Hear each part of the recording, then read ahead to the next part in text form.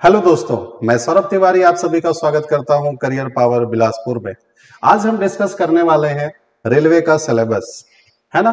तो भाई देखो, सिलेबस जानना बहुत जरूरी है और उसको कैसे हम लोग एक रणनीति के तहत तैयारी करनी चाहिए अपन को, ये सारा चीज आज हम डिस्कस करने वाले हैं।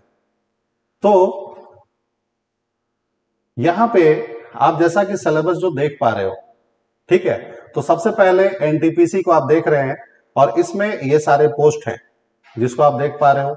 जूनियर क्लर्क कम टाइपिस्ट है, अकाउंट्स क्लर्क कम टाइपिस्ट है, जूनियर टाइम कीपर है, ट्रेंस क्लर्क है, कमर्शियल कम टिकट क्लर्क है। इस तरीके के पोस्ट आप देख पा रहे हैं, ठीक है बच्चा। इसमें क्या है कि जो सिलेक्शन प्रोसेस है वो 4 फेज में होगा। पहला है आपका सीबीटी 1, दूसरा सीबीटी 2, तीसरा मान लो कि वैसे पोस्ट जिसमें भाई टाइपिंग मस्ट है तो उनके लिए ये हो जाएगा आपका टाइपिंग, और फिर चौथा है डॉक्यूमेंट वेरिफिकेशन, मेडिकल एग्जामिनेशन।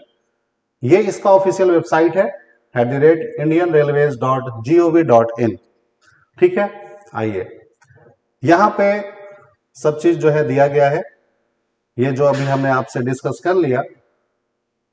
ये देखिए, आइए मेन सिलेबस के बारे में बात करते हैं। तो वैसे बच्चे जो कि मान लो कि इंग्लिश से डरते हो, है ना, या इंग्लिश थोड़ी प्रॉब्लम क्रिएट करती है, तो उनके लिए ये सबसे अच्छा ऑप्शन होता है। यहाँ पे जनरल अवेयरनेस है जिसमें मान लो 40 क्वेश्चन है, टोटल मार्क्स 40 है ना। मैथमेटिक्स 30-30 दिया है, जनरल इंटेलिजेंस एंड रीजनिंग दिया है 30-30, ठीक है। 90 मिनट से 120 मिनट फॉर पीडब्ल्यूडी के लिए यहाँ पे समय सीमा रखी जाती है, ठीक है बच्चा।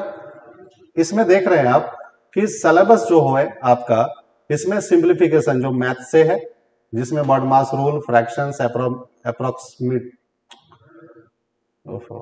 Approx value, surds and indices, फिर इंटरेस्ट, परसेंटेज, रेशियो, ये सारे जो टॉपिक है वो आपके लिए इंपॉर्टेंट है, जैसा भी आप यहाँ पे देख पा रहे हैं। ये देखो कुछ रीजनिंग के सिलेबस है, series, analogy, classification, coding, decoding, है ना। ये सब आपके रीजनिंग के सिलेबस है, ठीक है बच्चा। यहाँ पे देखो ब्लड रिलेशन, जिसमें फैमिली ट्री प्रॉब्लम्स है, जनरल ब्लड रिलेशन प्रॉब्लम है, क्लॉक एंड कैलेंडर से भी क्वेश्चंस आपको कभी कभार देखने को मिल जाएंगे, है ना। रैंकिंग से भी सवाल होते हैं, डायरेक्शन एंड डिस्टेंस से भी सवाल होते हैं, वर्ड फॉर्मेशंस वगैरह है। नॉन वर्बल भी आपको भाई देख के चलना है, समझ रहे हो।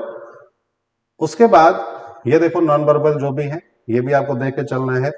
देखो अब रेलवे की जो रीजनिंग होती है वो अच्छी होती है, ठीक है ना। मतलब इसमें आपके सिटिंग एडमेंट के भी क्वेश्चंस अच्छे आएंगे, रैंकिंग के भी अच्छे क्वेश्चंस पूछे जाएंगे। ये सारी चीजें आपको अच्छे से पकड़ बनानी है उस पर। देखो सबसे बड़ा जो है ये इसका सेक्शन है जिसमें करंट अफेयर्स, जनरल अवेयरनेस है।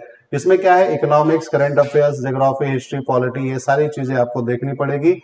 स्टैटिक, जीके वगैरह भी है। साइंस का भी देखो सेक्शन है ना। उसमें क्या होगा, साइंस पे भी आपको पकड़ बनानी है। तो लगभग अगर आप एएलपी की तैयारी कर रहे हो, है ना, टेक्नीशियन की तैयारी कर रहे हो, ठीक है, या आप एनटीपीसी वगैरह का आप देख रही है सिलेबस, तो उसमें देखो एक तो आपका जनरल साइंस है ना, फिर आपका ये जो जीके जीएस वाला पोर्शन हो गया, रीजनिंग और मैथ्स हो गया। ये तो भाई सभी के लिए कंपलसरी है, ठीक है।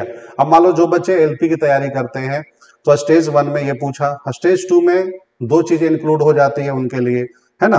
उसमें क्या होता है भाई कि ये तो चीजें रहेंगी रहेंगी, और फिर आपका उसमें इंजीनियरिंग ड्राइंग से क्वेश्चंस होता है, और फिर 75 क्वेश्चंस उनका जो डोमेन है, मतलब जो मुख्य है वो रहता है। फिर एलपी वाले बच्चों को स्टेज 3 भी देना होता है जिसे हम लोग साइको टेस्ट कहते हैं, ठीक है। तो ये सारी चीजें हैं, और मेन जो है तुम्हें जनरल साइंस, जीके जीएस, है ना, रीजनिंग और मैथ्स, इस पे आपको कमांड करना है, ठीक है। तो थैंक यू वेरी मच।